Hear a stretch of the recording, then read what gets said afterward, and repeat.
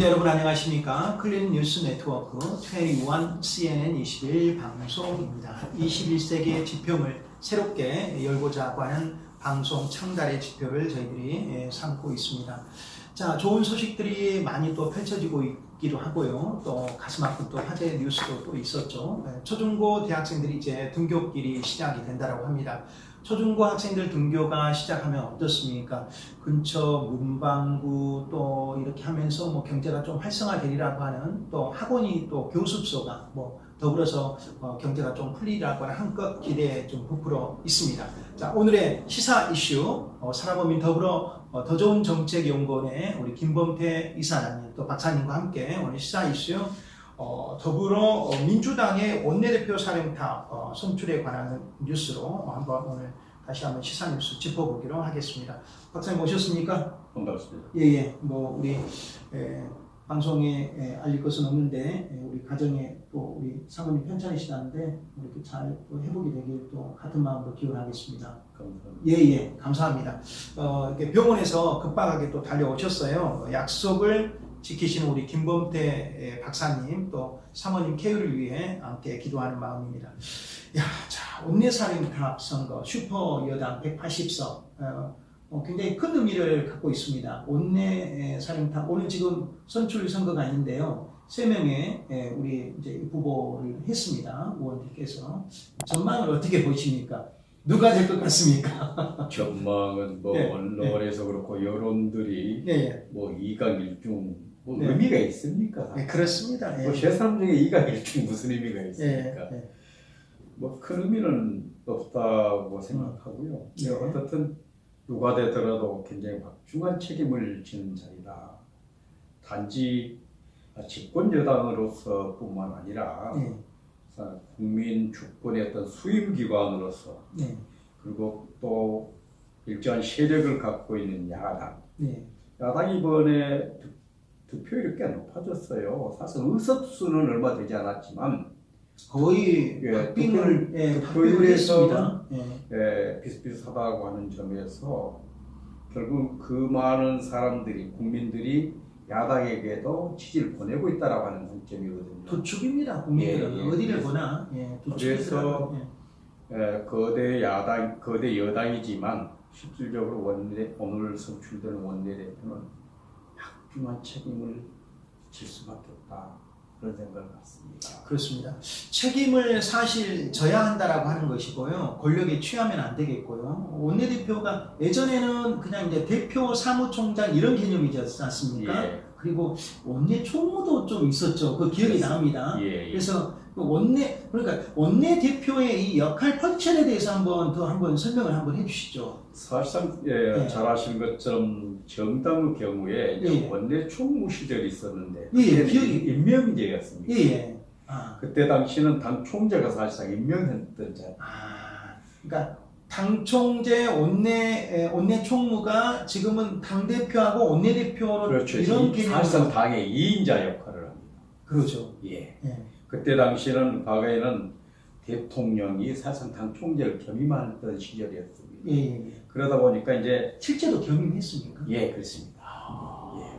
그때 법적으로요. 법적인 것은 아니었고. 법적인 것은 예. 아니. 그럼 누가 했습니까? 과거에 이제 김대중 대통령이나 김영삼 대통령이나 그런 시절이 있었죠. 대통령 하시면서 총재를 가지고. 예. 그러면 그때 당의 2인자는 누구였습니까? 그때는 2인자라고 하면 좀 그런데. 그때는 이제 또 당 대표가 또 실질적으로 당 총재하고 이제 워낙 그걸 이제 대통령이 돼버리니까 예. 사실은 대리인이 필요하지 않습니까? 예.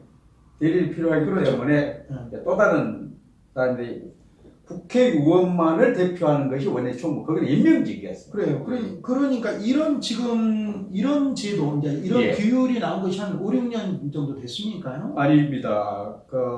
노무현 정부 이후부터 아마도 이런 게 당 대표를 예. 뽑고 원내대표도 대표라는 이름으로 되고 이렇게 이제 지위가 좀 격상되면서 효율적으로 예. 좀 분업화하는 거였죠. 그렇죠. 그래서 예전에는 지금 기억하기로 사무총장이 있었지 않습니까? 지금은 여전히 사무총장이 있는데 좀 약해졌어요. 지금은 이제 대통령이 사실상 예. 당 총재라든가 이런 지위로부터 벗어나고 있어요. 벗어나요. 예. 당에 맡기고 예. 그런 역할을 하는데요.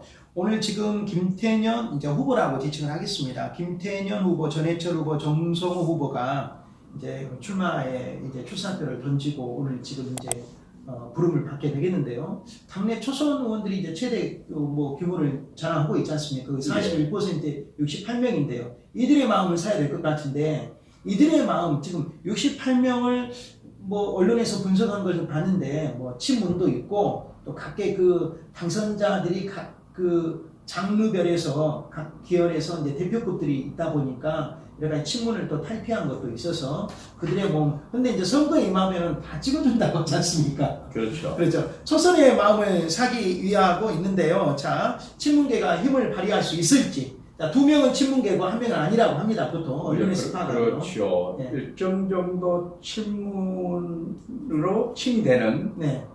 사람들의 힘이 어느 정도 발휘될 것입니다. 그렇게. 그럼에도 불구하고 네. 우리말에 과유불급이라고 하는 게 있습니다. 과유불급을 말씀하십니다. 네. 그것이 지나치면 네. 조금 전에 언급했던 집권여당, 거대 집권여당의 그 화쇄 현상, 분열 현상이 나올 수도 있다. 단순히 그분들이 사실상 지금 이번에 국회의원 되는 것조차도 문재인 대통령의 힘 입은 바가 크기 때문에 그것이 너무 지나치게 되면 그 등을 많이 탔죠. 문제가 될 수도 있다. 그런 점에서 보면 일정 정도 친문의 그 힘이 영향력을 발휘하겠지만 초선 68명이 거기에 함몰돼서 표를 전체적으로 몰표는 주지는 않을 것 같다. 그렇게 보고 있습니다. 지금 초선 의원들이 이렇게 지금 대거 진출한 것도 상당히 이제 이례적이고요. 그리고 굉장히 어떻게 보면 세대 교체 측면에서도 긍정적으로 바라보고 있습니다. 그렇습니다. 또 각계 분야의 또 전문가들이 들어갔으니까 이제는 어떻게 본다라고 하면 이제 뭐 표현이 그럽니다만 친문이라고 하는 것은 문재인 대통령의 친한 그룹을 우리가 친문으로 두고 일자로 하지 않습니까? 예. 또 다른 의미에서는 좀 세게 말한다면 줄서기가 되겠죠. 예. 이제는 이제 국회의원들이 이제 줄 서고 어느 개판 이런 것들은 없어져야 된다라고 하는 것들이 우리가 이제 세대 변화가 되면서 우리가 추구해야 될 가치들인데요. 이런 것들이 좀 불식되고 좀 종식되길 좀 기대를 한번 해보고요. 말씀처럼 문재인 대통령의 국정 지지도 굉장히 수직 상승 중입니다. 현재 진행 중이고 코로나19 뭐 이제 지금 경제가 이제 하나가 남아 있는데요. 국민들은 또 그것을 볼 것이고요. 또 그것이 어디까지 극복할 수 있느냐에 따라서 국정 운영 지지도에 또 영향을 미칠 것 같은데 여기에 지금 많이 편성을 해가지고 지금 새 후보들이 출사표를 던졌습니다. 좀 아시는 대로 김태년, 전해철, 정성호 후보 한번 분석 한번 해주시오. 그럼 이제 김태년, 전해철 후보는 이제 친문으로 분류되지 않습니까? 이 두 후보는 놔두시고요. 정성호 후보 아시는 대로 좀 설명 한번 해주시죠. 그분은 비교적 합리적인 분이죠. 점잖으시고요. 몇 선이시니까? 지금 4선입니다. 4선입니까? 재밌는 것은 김태년, 전해철 후보는 이 지역이 고향입니다. 그렇습니까? 둘이는 한 분은 순천, 한 분은 목포 쪽 그렇습니다.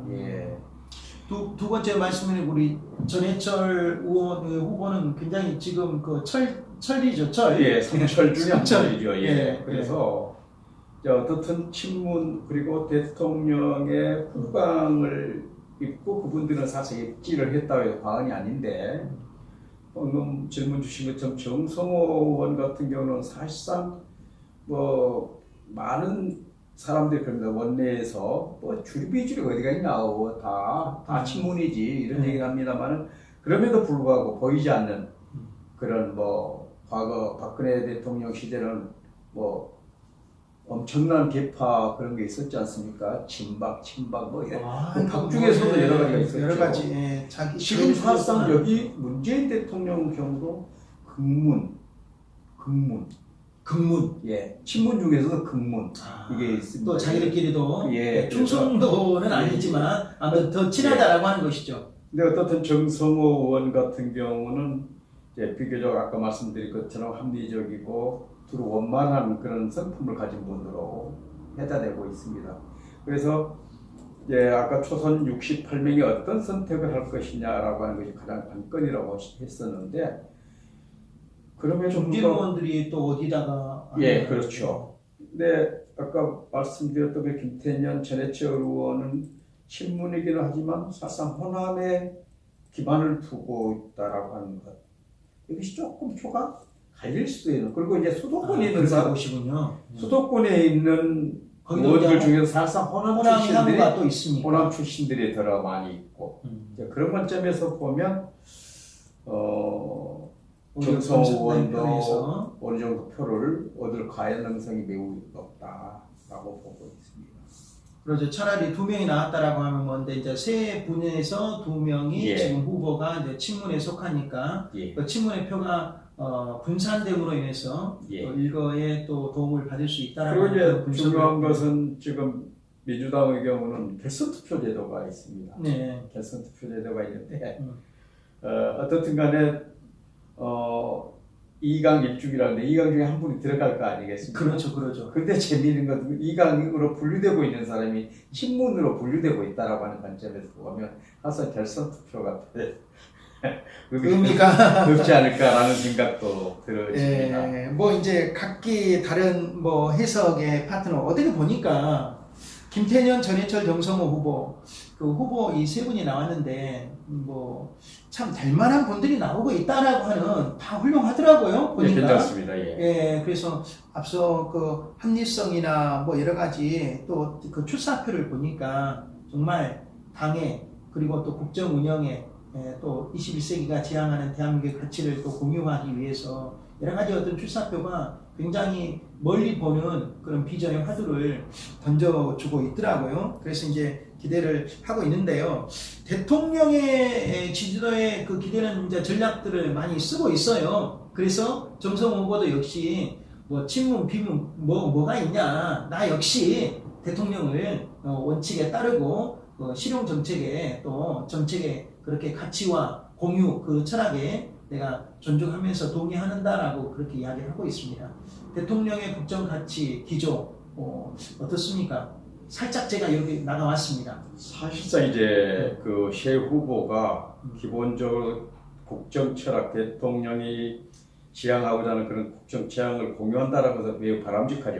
예. 근데 그럼에도 불구하고 예. 사실 그것만이 그 선택을 얻을 수 있는 협경인 것처럼 하는 것은 어찌 보면 우리나라 전체의 후진성을 그대로 보여주는 것입니다. 왜냐하면 거죠. 예. 아직도 왜냐하면, 기대기. 예, 왜냐하면 국회의원은 한 개인이 헌법기관이자 또 행정부, 대통령을 수반으로 하는 행정부 견제수단입니다. 그런 관점에서 보면 막연히 좀 전에 지적하신 것처럼 대통령의 기대는 이런 것은 조금 우리가 이제 지향해야 되지 않을까라는 그런 생각을 갖습니다. 그렇습니다. 방금 우리 김범태 박사님께서 좋은 지적을 해주셨습니다. 어떻게 본다라고 하면 행정부를 견제하고 또 비판하고 또 도울 것은 도우고 이렇게 어떻게 보면 비판과 감시 기능 하에서 입법 정책을 추진하는 그런 하나의 헌법기관, 개인이 하나의 헌법기관으로 입법기관으로 이렇게 하는데 너무나 그런 것은 모양새가 좀 좋지 않다라고 하는 그런 지적에 사실 저도 동감합니다. 그래서 국회의장 출신이 우리가 총리로 간다고 했을 때 행정부의 2인자로 간다고 했을 때 그래서 반대하는 그 이유가 거기에 있었지 않습니까? 그렇습니다. 그렇죠. 모양새가 좋지 않다라고 하는 것이고요. 마지막으로 정말 원내대표의 그 품격, 그 예전의 위상과 달리 예전에 원내 총무가 원내대표로 이렇게 급상하면서 책임 있는 그 원 구성의 대표로 협상에 주로 이제 테이블에 주로 서지 않습니까? 그러기 위해서는 이제 혼자만의 슈퍼 여당의 독단적인 어떤 그 의사 일정이나 이렇게 원 운영의 어떤 처리가 아니라 이제 여당 소수 야당이 되어버린 미래통합당이나 미래한국당과도 정말 협치를 통한 화학적인 우리 국회 운영을 잘 해야 될 것으로 생각을 합니다. 자, 이래서 여당 원내대표의 바람직한 원내대표의 품격에 대해서 한 말씀 조언해 주시고 오늘 인터뷰를 마치겠습니다. 어떤 자세로 임해야 될지. 과거와 달리 이제 공룡에 달하는 그런 공룡. 집권당이 됐단 말이죠. 집권당 정말 박사님 무섭더라고요. 그래서 예. 무서워할 것은 아니죠. 잘하면 사실 무섭습니다. 이제 예. 헌법 개정을 제외하고는 거의 모든 것을 할 수 있는 힘을 가진 당의 대표랍니다. 네, 헌법 개정제요. 결국 당의 대표, 원내대표는 결국은 책임이 가장 중요한 거예요. 정당 정치에서 가장 중요한 게 책임 정치거든요. 네.